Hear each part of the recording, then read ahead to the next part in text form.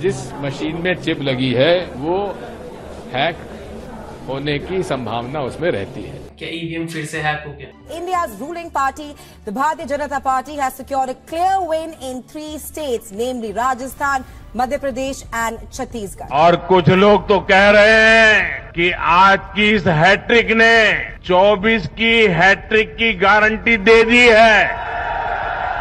BJP is leading in 3 of 4 states in key regional polls, indicating a big boost for Prime Minister Narendra Modi. BJP ने Rajasthan, MP और छत्तीसगढ़ जैसे state में अपनी जीत कैसे हासिल करी? खासकर कि एमपी और छत्तीसगढ़ जहां पे कांग्रेस के जीतने के चांसेस बहुत ज्यादा है। मध्य प्रदेश में चुनाव है, राजस्थान में चुनाव है, छत्तीसगढ़ में चुनाव है, तेलंगाना में चुनाव है। आप देख लेना वहाँ पे किसका डाउनफॉल होगा। चारों के चारों चुनाव कांग्रेस पार्टी जीतने जा रही है। इतना गलत कैसे हो सकता है भाई? राजस्थान में भी सरकार जा रही है, छत्तीसगढ़ में भी जा रही है, तेलंगाना में जा रही, सॉरी उल्टा बोल दिया।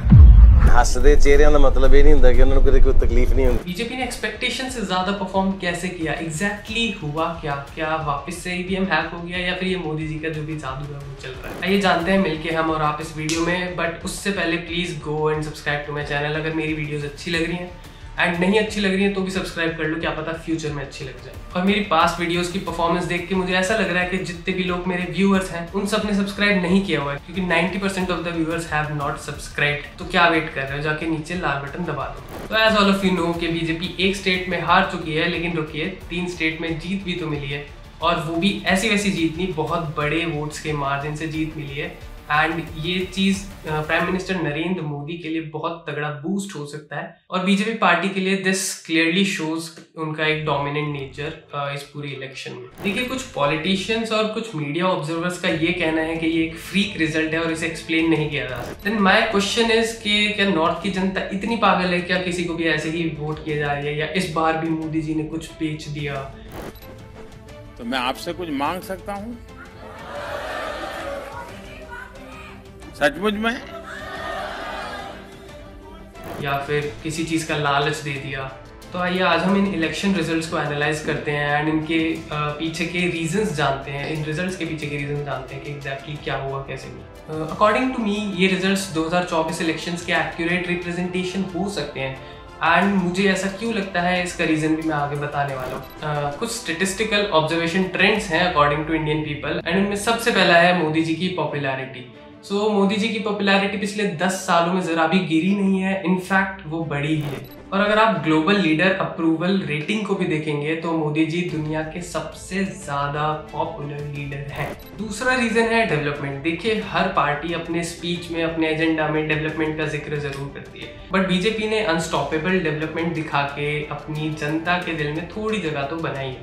हर एक इंडेक्स रिपोर्ट के हिसाब से इंडिया काफी तेजी से ग्रो कर रहा है, और अभी हाल ही में एक रिपोर्ट के according India remains the fastest growing major economy in the world, और वो भी कोविड और इतने सारे इकोनॉमिक शॉक्स के बाद। S&P ने सजेस्ट किया है कि India will be the 3rd largest economy in the world by 2030। India में इस टाइम पे इंफ्रा रेवोल्यूशन भी चल रहा है। 2014 में मोदी गवर्नमेंट ने कुछ क्लेम्स किए थे कि इंडिया के हर एक घर में वो टॉयलेट लगवाएंगे, अरेंज करवाएंगे, और ये काफी हद तक अचीव भी हुआ। पिछले 8-9 साल में अगर तुम इंडिया में रोड्स का नंबर देखो तो ये नंबर 59% से इंक्रीज हुआ है with in the time span of 9 years, और कुछ 50,000 किलोमीटर्स तक के नेशनल हाईवेज बनवाए गए हैं। और किसी भी कंट्री को बड़ा बनाने के लिए वर्ल्ड क्लास इंफ्रा बनाना बहुत जरूरी है, और इसी चीज पर मोदी गवर्नमेंट बहुत तेजी से काम कर रही है। तीसरा और सबसे ऑब्वियस रीजन है हिंदुत्व। हिंदुत्व बीजेपी का हमेशा से एक बड़ा मास्टर स्ट्रोक रहा है। बीजेपी ने हिंदुत्व को न सिर्फ मार्केट किया है, बट उसका इस्तेमाल बड़े पॉलिटिकल और कल्चरल चेंजेस लाने में भी किया है। उन्होंने 500 साल पुरानी आस्था श्री राम मंदिर को बनवाया, और काशी विश्वनाथ कॉरिडोर डेवलप करवाया, महाकाल कॉरिडोर डेवलप करवाया, और भी बहुत सारे मंदिरों के आसपास वो बहुत ही भव्य बड़े बड़े कॉरिडोर्स डेवलप कर रहे हैं। इन सबको नेशनल हाईवेज, ट्रेन रूट्स और प्लेन रूट से कनेक्ट करने का भी काम किया जा रहा है, जिससे टूरिज्म में बहुत बढ़ावा होगा और बहुत पैसे आएंगे।